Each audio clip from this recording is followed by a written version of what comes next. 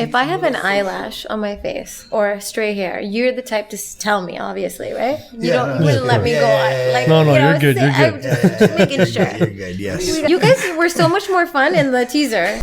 We're talking about design. This is fun. Does he need a drink? Like, do you need a drink? No. Are you sure?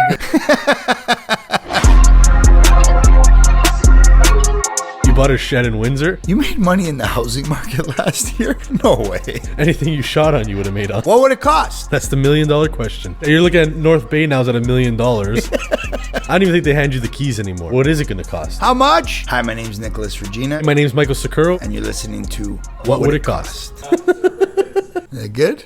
All right, welcome back to What Would It Cost? This week we're taking you behind the scenes of what it takes to stage a home. Today we have the CEO and founder, Farah, from A Lady's Touch. Thank you for having me, guys. No problem. Thank you for coming.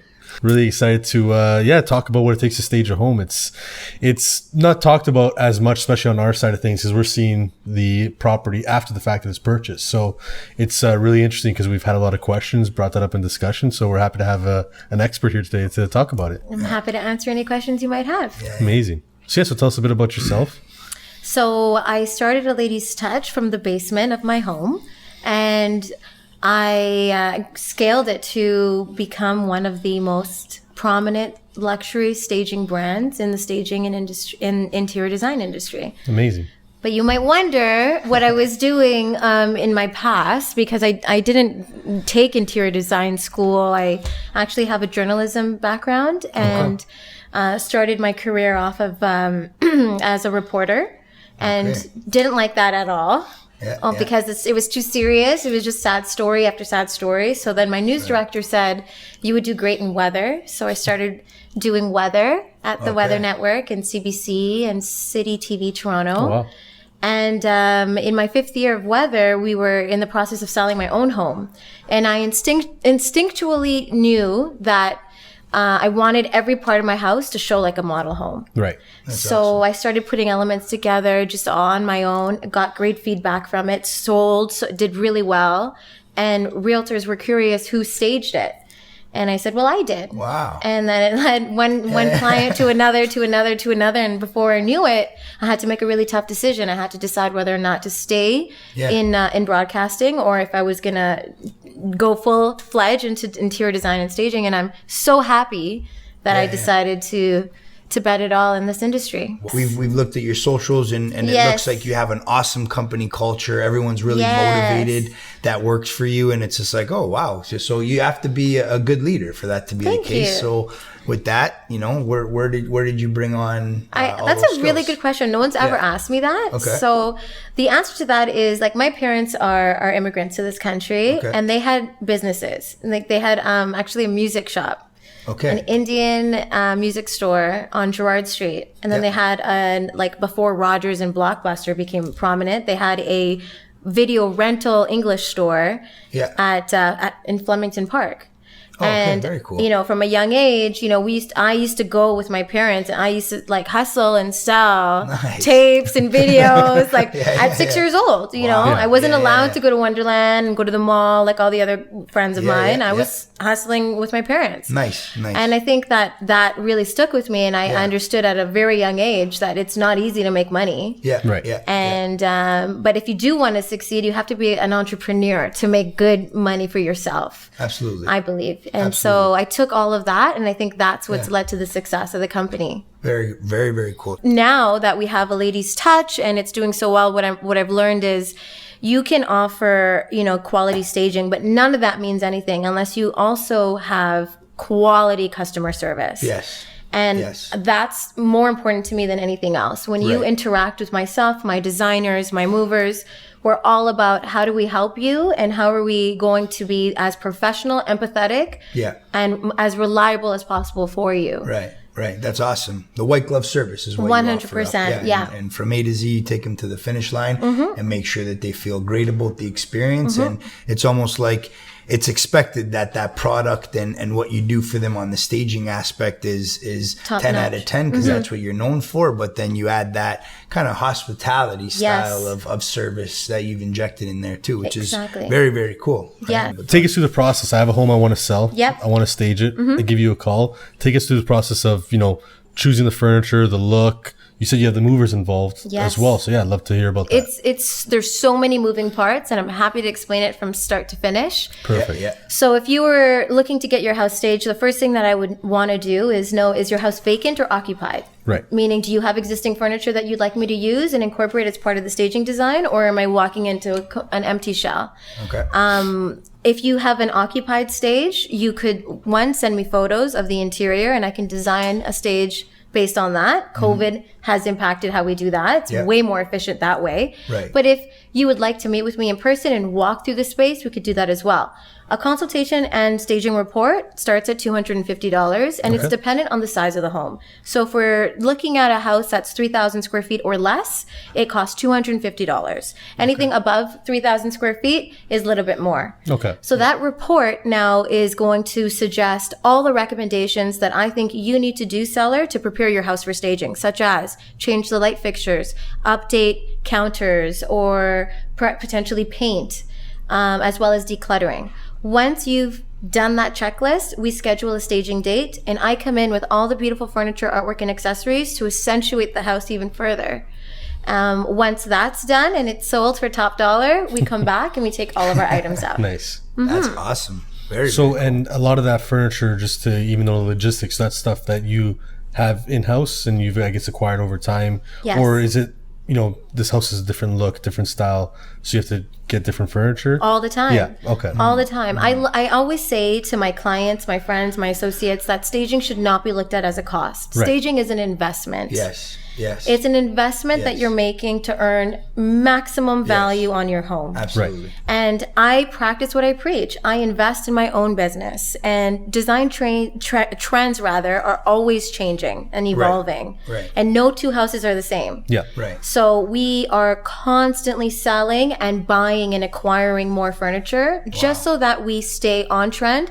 But now we're at a point where we can also forecast trends. So wow. yes, so Yeah.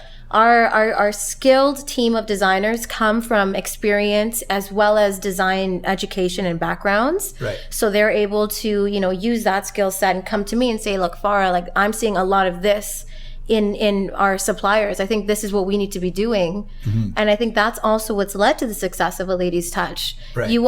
You can't compare our designs to whatever else is being offered. One, because I own my own furniture and we're buying from upscale furniture sources. Right. Right. And one of the challenges that I found early on in the industry was when I didn't own furniture, I had to rent from a third party. And all that stuff looked the same. So every stager was renting from the same source. Right. Oh, interesting. And I wanted to differentiate myself. Okay. And I Yeah, wanted for my sure. stuff to look Absolutely. as good as possible. And I didn't like what was being offered. Yeah. Yeah. So I said, I'm just going to start buying and I'm just going to start acquiring. And that's a huge investment. No, Huge. it definitely is. Absolutely. I love that you make mention that it's not just about the cost; it's an investment to sell the house at full value. Because like we were talking about before, you want to make them feel like they're at home, not that they're Yes. walking into a room with just four walls. They want to see that they could live here, and that's where I saw value the first time I found out Yes. about staging.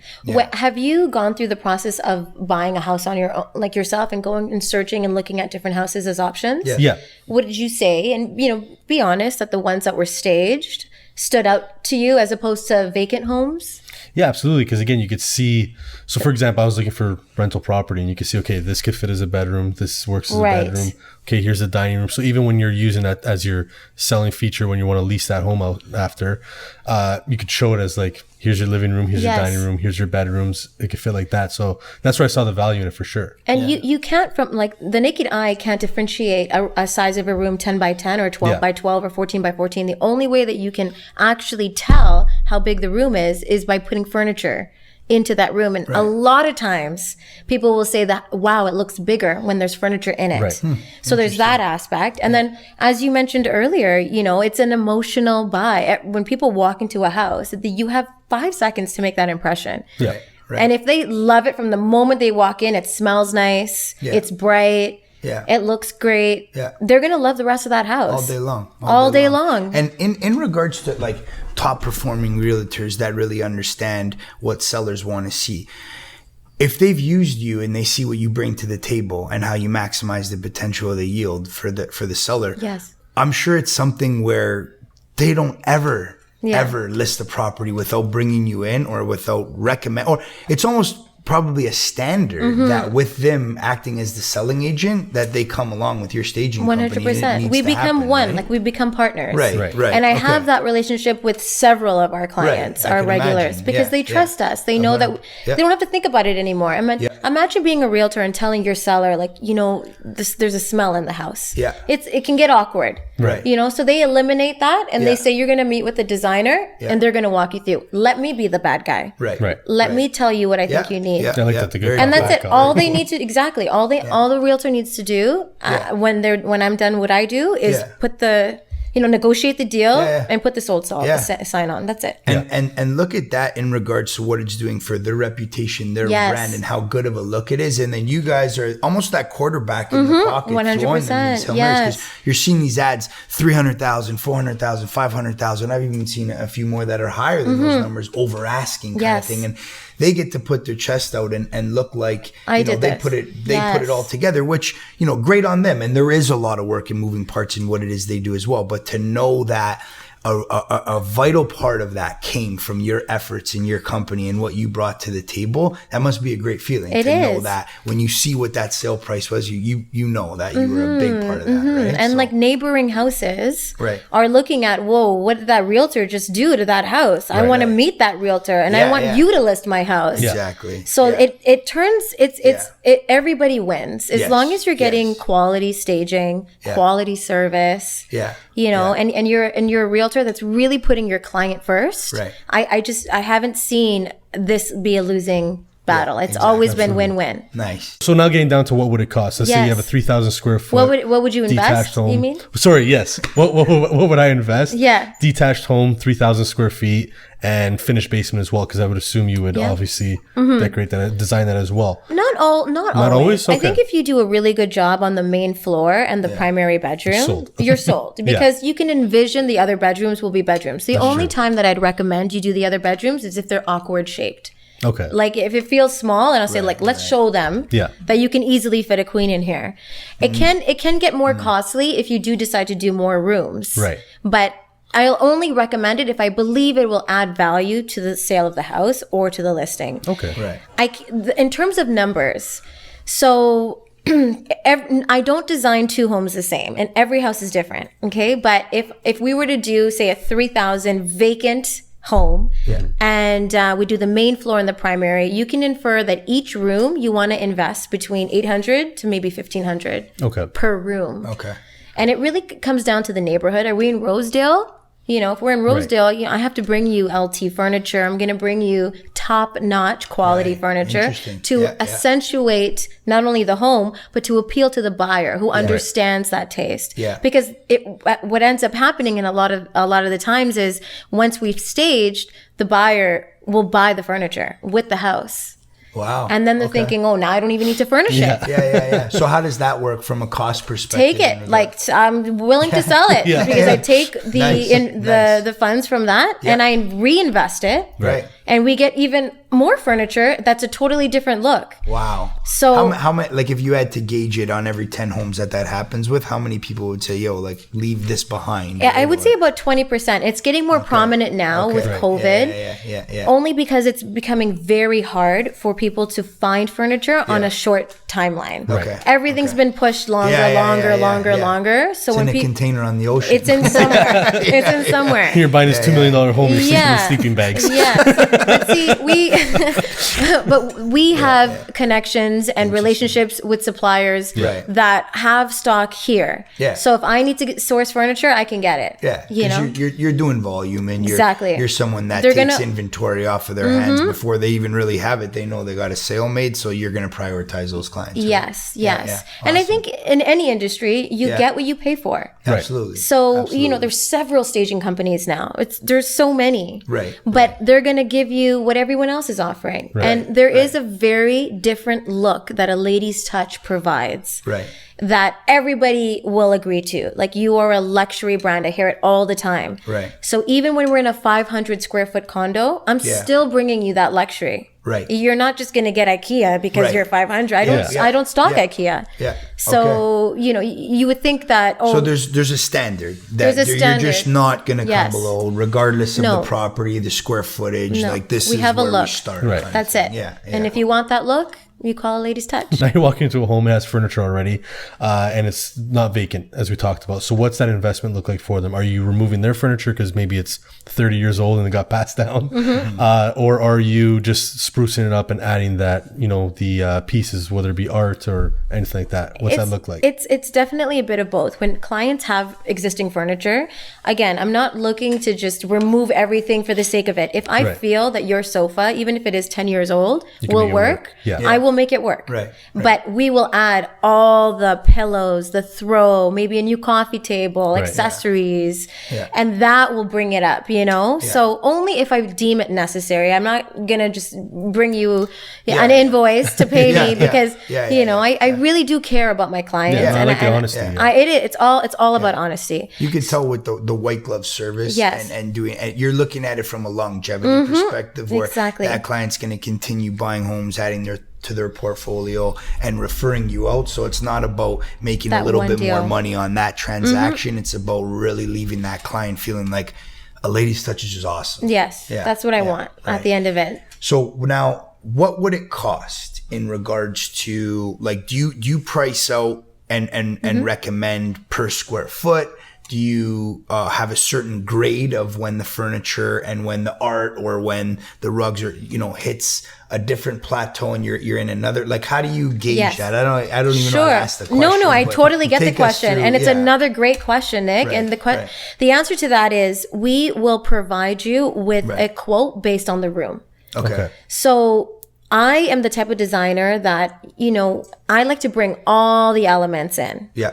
I might bring you extra ottomans. I might bring you extra artwork. Until I'm in the space, I don't know if I'm going to use it all. Okay. But you're not paying per item. Okay. You're paying for the room. Okay. So like I said earlier, that room fee might be $800, $850 to $1,500. Really depends Okay. on the area that we're in and the caliber of furniture. Right. Yeah. And if you're looking at our quotes, we'll charge you living room. That's your fee. Primary bedroom. That's your fee. Dining room. That's your fee. Okay. Okay. Yeah. Right. So right. that's how we charge, Okay. and that's what's been working for us. Yeah. And then Very in terms of how long the rentals are and how long you can keep it. Yeah. So it's charged on a 30-day term. So 1 month. So Okay. you're paying me, say, X amount of dollars to have the furniture for 30 days. Okay. If you need it beyond 30 days, Yeah. it's offered at 50% off the original month. Okay. 50% off the original month. Now, I know Right. what's custom right now in the industry from people who are renting furniture from third parties Right. is maybe 20% or 30%. Okay. You know, one of the benefits of working with the Lady's Touch is because we own all the furniture, I'm Yep. able to offer it at a much lower rate for the renewal Right. if you require it. But I am proud to say Yeah. that this year, Yeah. particularly, none of our properties have gone into renewal. Wow. It's amazing. They're selling within 1 month.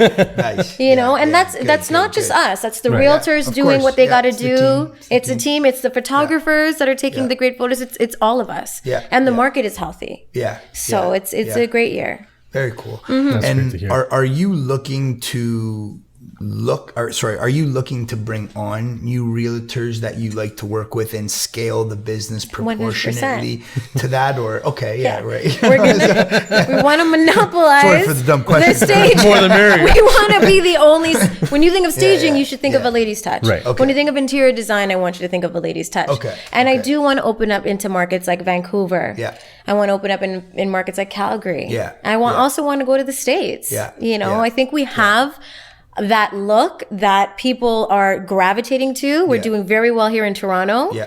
But there's other markets that are unserviced. And Right. right now, my biggest thing is heading maybe to Muskoka, Cottage Country. Yeah. You know, these areas don't have luxury staging. Very cool. So I'm looking to maybe open up satellite offices, franchise, if you're interested. So now coming down to their investment, and now we know what it looks like for per room.